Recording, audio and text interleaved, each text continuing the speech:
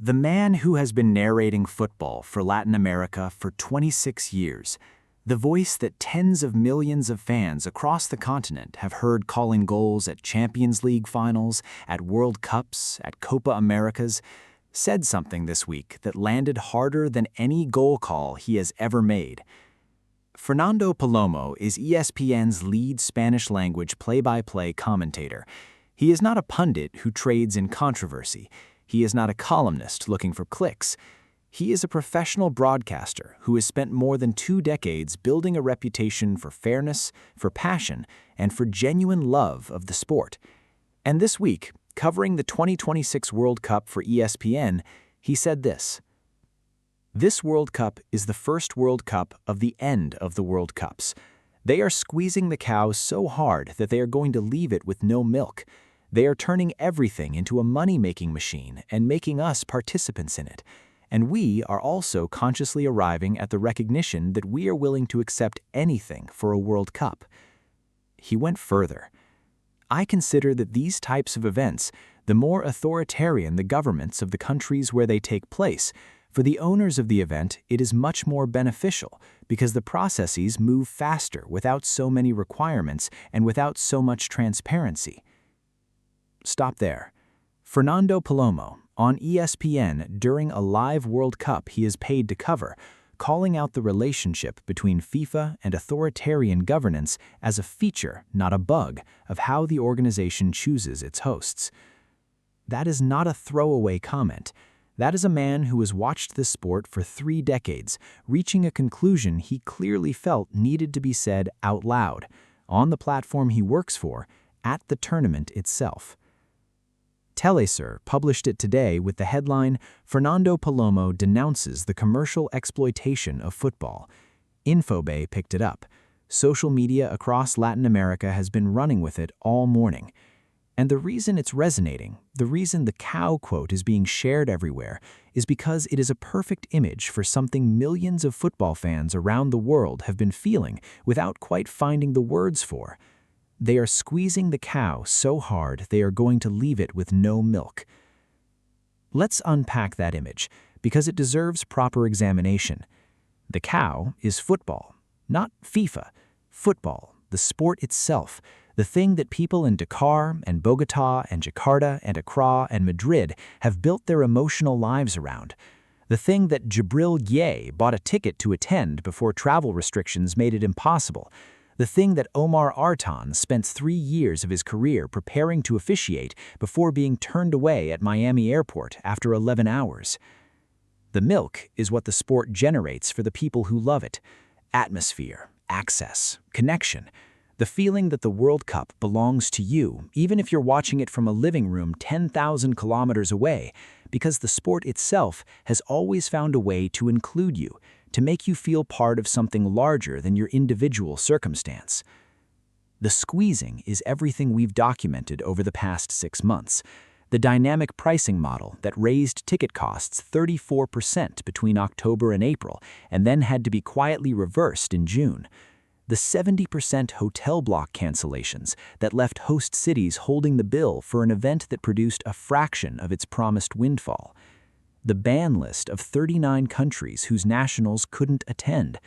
The FIFA statement used 3 separate times, "We are not involved," as 3 different people were turned away from a tournament FIFA selected them to participate in. The squeezing is Gianni Infantino listing final tickets at $32,970 on FIFA's own platform, and then joking about delivering a hot dog to anyone who paid that price. The squeezing is a mandatory hydration break that was first announced in a meeting with television executives as a commercial advertising window. The squeezing is FIFA generating $11 billion from a tournament while paying nothing toward the $48 million transport bill in New Jersey, nothing toward the security costs in host cities, nothing toward the fan festivals that city after city canceled because the cost of delivering them without the commercial framework FIFA's contracts allow wasn't worth bearing. Palomo is right about the cow, and he's right about something more uncomfortable still. He said, "We are making participants of you, And we are also consciously arriving at the recognition that we are willing to accept anything for a World Cup. That last part is the hardest to hear, because it's directed at us, at the football fans, who watched all of this happen, who read about the ticket prices and the visa denials and the referee turned away at the border and the empty sections in Guadalajara, and who are still watching, still following, still talking about it, still posting our group stage predictions. Palomo is not criticizing us for watching. He's describing a dynamic. FIFA knows that no matter how much it squeezes, the football is good enough. The World Cup is important enough. The sport is loved enough that people will keep coming back. That knowledge, that unconditional commitment is what makes the squeezing possible and what makes it get worse every 4 years. Now let's look at the specific numbers that back up what Palomo is describing, because the money machine he's talking about is documented in specific, verifiable figures. FIFA projects revenues of $11 billion from the 2026 World Cup. That number comes from their own financial disclosures. For comparison, Qatar 2022 generated approximately $7.5 billion. Russia 2018 generated approximately $6.1 billion. The growth trajectory is consistent. Every tournament generates significantly more than the last. Where does that money go? FIFA distributes a portion to its member associations. The prize money pool for 2026 is approximately $1 billion, a record. But $1 billion out of $11 billion is just over 9%. The rest, approximately $10 billion, remains with FIFA. For development programs, for operational costs, for reserves, for the salaries of the organization's leadership. Gianni Infantino's reported annual salary is approximately $4 million. His total compensation package has been a matter of debate and disclosure for years. The organization that paid Arton his full fee rather than fight for him to be at the tournament pays its president $4 million a year.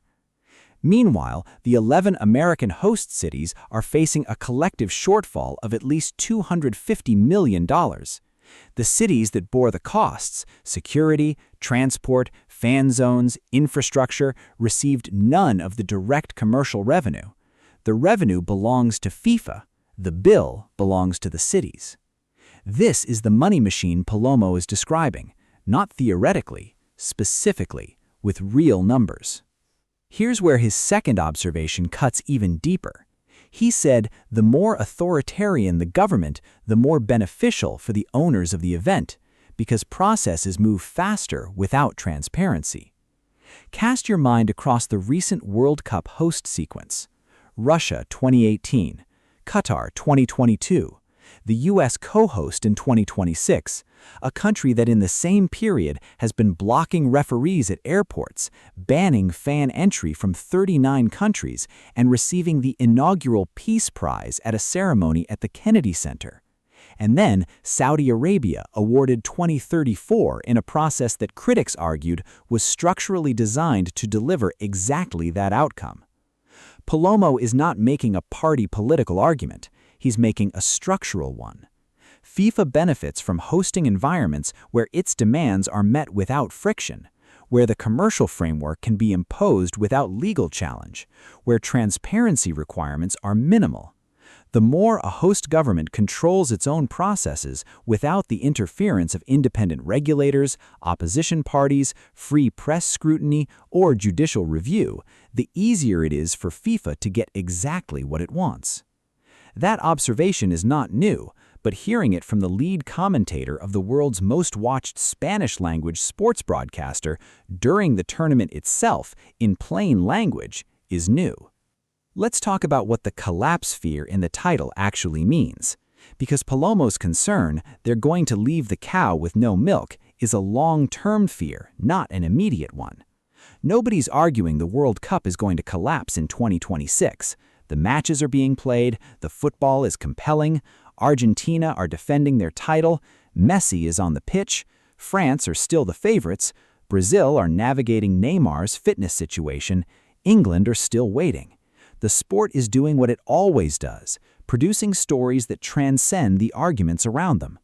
But Palomo's concern is what happens to the audience when the squeezing goes on long enough, when the milk runs dry, when the people who loved the sport most, who organized their lives around it, who spent their savings to travel to tournaments, who made the World Cup feel like a shared human experience rather than a premium product, when they feel priced out and locked out often enough that they start to redirect their love somewhere else. It hasn't happened yet, it's not happening now, the viewership numbers are still strong, the engagement data is still positive, the football is still extraordinary. But Palomo has been watching this sport for 30 years. He has narrated its peaks, he has watched its valleys, and he is saying in the most vivid possible language that something has changed, that the relationship between FIFA and the people who love football has been altered in a way that the current generation of football leadership doesn't seem to have noticed or doesn't care. The cow is still giving milk, but they are squeezing, and Palomo is the person on the inside, the voice trusted by tens of millions of fans across an entire continent, saying out loud what those fans have been feeling. That matters, not because it changes anything about the tournament, but because it names something that needed naming. Here's what I want to ask you. Fernando Palomo has 26 years of football broadcasting behind him. When he says, "This World Cup is the first World Cup of the end of the World Cups," do you think he's right? Is the squeezing already too much? Or do you think football's love is unconditional enough to survive whatever FIFA throws at it? And here's the specific version of that question. What would FIFA have to do before you personally stopped watching the World Cup? Leave it in the comments, I want to know. And if this video said something you've been thinking but couldn't quite put into words, hit the like button. Subscribe if you haven't already.